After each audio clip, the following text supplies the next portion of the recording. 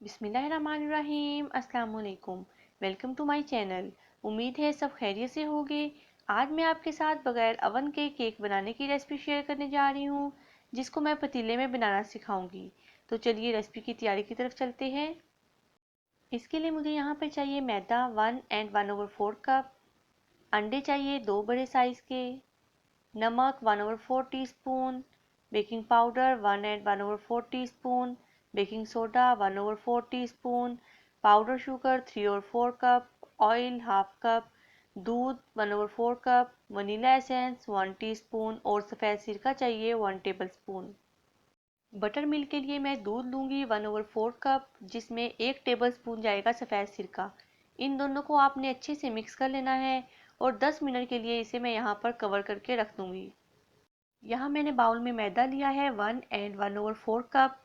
मैदे की मेजरमेंट के लिए जो मैं कप यूज़ कर रही हूँ वो कप हम आम जो नॉर्मल घर में यूज़ करते हैं।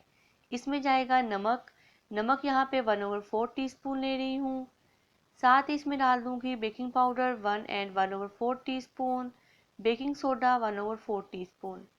तमाम ड्राई इंग्रेडिएंट्स को आपने अच्छे से मिक्स करके एक साइड पे रख देना है।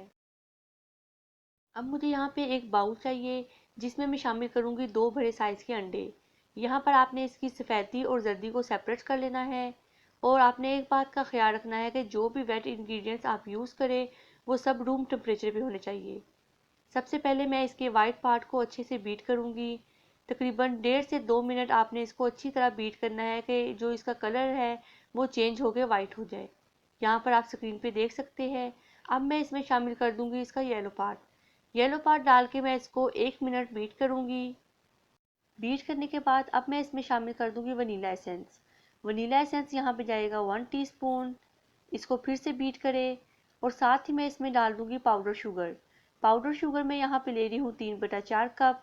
आहिस्ता आहिस्ता करके इसमें डालती जाऊँगी और इसको हैंड विस्क की मदद से अच्छी तरह बीट करती जाऊँगी। आपने इसको इतना बीट करना है कि जो हमारी चीनी है अंडों में अच्छे से मिक्स हो जाए। अच्छी तरह बीट करें। जब आपका मिक्सचर रेडी हो जाए तो इसमें आप शामिल कर दें ऑयल हाफ कप। ऑयल डालने के बाद आपने इसको सिर्फ 1 मिनट के लिए अच्छे से बीट करना है।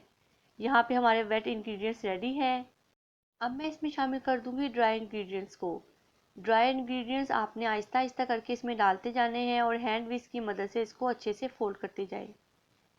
इसी तरह जो बाकी के ड्राई इंग्रेडिएंट्स हैं वो भी मैं इसमें ऐड कर दूंगी और उसको फिर से हैंड विस्क की मदद से अच्छे से फोल्ड करूंगी। आपने इसको इतना फोल्ड करना है कि जो हमारे पास गुठलियाँ वगैरह नज़र आ रही है वो सारी इसमें से ख़त्म हो जाए। अच्छी तरह इसको फोल्ड करते जाएं। आप देख सकते हैं कि हमारा कितना स्मूथ मिक्सचर रेडी हो चुका है। इसमें कोई भी गुठली वगैरह नज़र नहीं आ रही। सबसे लास्ट पे मैं इसमें शामिल कर दूंगी बटर मिल्क। बटर मिल्क डालने के बाद आपने इसको अच्छे से हैंड विस्क की मदद से मिक्स करना है। मिक्स मिक्स करते जाएं। यहाँ पर हमारा केक का बैटर रेडी हो चुका है। इसको रख दूंगी साइड पे। अब मैं पतीले को प्री हीट करूँगी। उसके लिए पतीले के अंदर आप कोई भी स्टैंड या प्लेट रखें। इसको मीडियम फ्लेम पे 10 मिनट के लिए कवर करके छोड़ दें। केक मोल्ड तैयार करने के लिए मैंने एक छोटे साइज़ का पतीला लिया है, जिसको ऑयल से अच्छे से ग्रीस करने के बाद इस पे मैदा छिड़क दिया। आप चाहे तो यहाँ बटर पेपर का भी यूज़ कर सकते हैं। इसमें मैं डाल दूँगी जो हमने केक का बैटर तैयार किया था और इसको आपने 5 से 6 मरतबा अच्छे से टैप टैप करना है, ताकि इसमें जो भी बबल्स वगैरह अगर बने हुए हैं वो सारे इसमें से ख़त्म हो जाए। पतीला भी यहाँ अच्छे से प्री हीट हो चुका है। अब मैं इसमें केक के बैटर वाला पतीला रखूँगी और उसको 40 से 45 मिनट कवर करके बेक करूँगी। पहले 5 मिनट आपने मीडियम फ्लेम पे और उसके बाद लो टू मीडियम फ्लेम पे इसे बेक करना है। मैंने यहाँ पर 30 मिनट बाद चेक किया था, केक अभी कच्चा था, तो 10 से 15 मिनट इसे और बेक किया। अब आप कोई भी छुरी या टूथपिक डाल के चेक कर लें। अगर वो साफ़ निकले तो इसका मतलब है केक रेडी हो चुका है। अब मैं इसको निकाल लूँगी और इसको ठंडा करने के लिए छोड़ दूँगी। जब आपका केक अच्छे से ठंडा हो जाए फिर आपने इसको पतीले में से बाहर निकालना है। यहाँ मेरा केक अच्छे से ठंडा हो चुका था। अब मैंने इसको पतीले से बाहर निकाल लिया है। आप देख सकते हैं केक कितना सॉफ्ट और कितना यमी बना है। जब तक केक ठंडा नहीं हो जाता आपने इस पर कोई भी चीज़ अप्लाई नहीं करनी। मैं आज इस पे जैम अप्लाई कर रही हूँ। उसके लिए मैंने 4 टेबलस्पून जैम में 2 टेबलस्पून पानी डाल के लो टू मीडियम फ्लेम पे 1 मिनट के लिए कुक किया। उसके बाद मैं फ्लेम ऑफ कर दूंगी। जब जैम अच्छे से ठंडा हो जाए तो आपने इसको केक के ऊपर और साइडों पे अच्छे से अप्लाई कर लेना है। उसके बाद मैंने यहाँ पे बादाम मोटे मोटे क्रश किए थे, जिनको मैं केक की साइडों पे और ऊपर भी डाल दूंगी।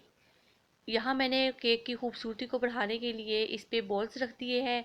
बॉल्स भी मैंने खुद बनाए थे, उसकी रेसिपी इंशाल्लाह मैं आपसे जल्द शेयर करूँगी। हमारा बहुत ही मज़ेदार और यमी यमी केक बनके तैयार हो चुका है। आज मैंने आपके साथ स्टेप बाय स्टेप केक की रेसिपी शेयर की है। आप इस रेसिपी को घर पे लाजमी ट्राई करिएगा। इंशाल्लाह बहुत ही ज़बरदस्त और मज़े का केक तैयार होगा। घर में बेकरी जैसा बगैर अवन के केक रेडी हो चुका है। इस रेसिपी को लाजमी ट्राई करिए और कमेंट सेक्शन में मुझे बताना मत भूलिएगा कि आपको रेसिपी कैसी लगी।